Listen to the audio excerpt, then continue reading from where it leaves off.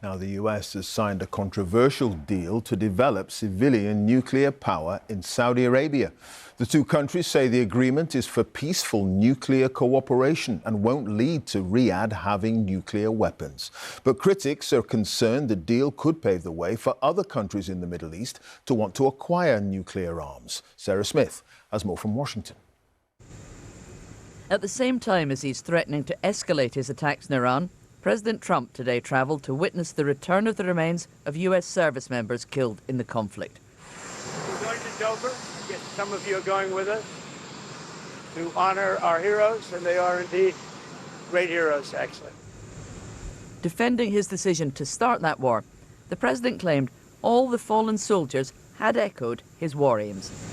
All of them said very strongly, we cannot let Iran have a nuclear weapon. They won't have a nuclear weapon.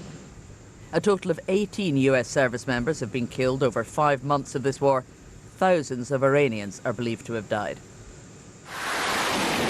For 12 straight days, US planes have attacked Iranian defences despite a supposed ceasefire. And today, Donald Trump said he will soon target civilian infrastructure as well, posting on social media, "Anytime the Islamic Republic of Iran shoots at a ship in the Strait of Hormuz, whether it be by missile, rocket, drone or any other device or weapon, the United States will bomb and destroy one bridge or power plant." The war in Iran has strained relations with some of America's closest allies in the Gulf, like Saudi Arabia. Its de facto leader, Crown Prince Mohammed bin Salman, last visited the White House in November.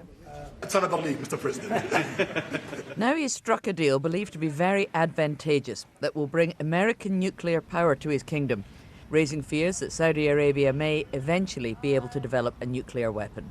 Suffice it to say, the U.S. is not going to reach any agreement with any country in the world that leads to the risk of proliferation. Donald Trump revelled in his visit to Saudi Arabia last year and has now given the country a very favourable deal.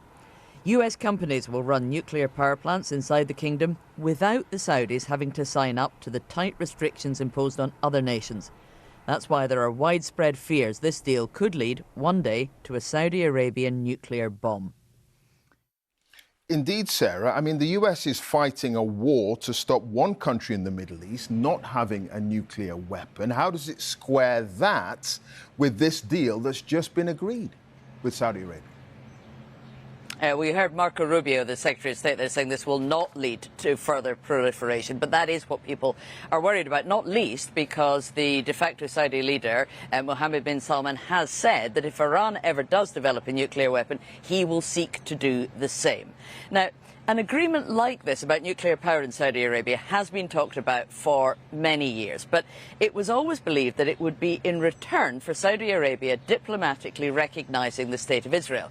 But it seems that Donald Trump has not insisted on that as a condition. And according to US reports here, he may allow Saudi Arabia to enrich uranium on its own soil and not have to submit to strict international inspections. There was a similar deal done with the United Arab Emirates back in 2009, but that had much, much tighter restrictions with no right for them to produce their own nuclear fuel and with a really tight inspection regime. So this is going to be much more controversial because of the threat of nuclear spread across the Middle East. But Congress will probably not be able to vote it down. Donald Trump will have his way on this.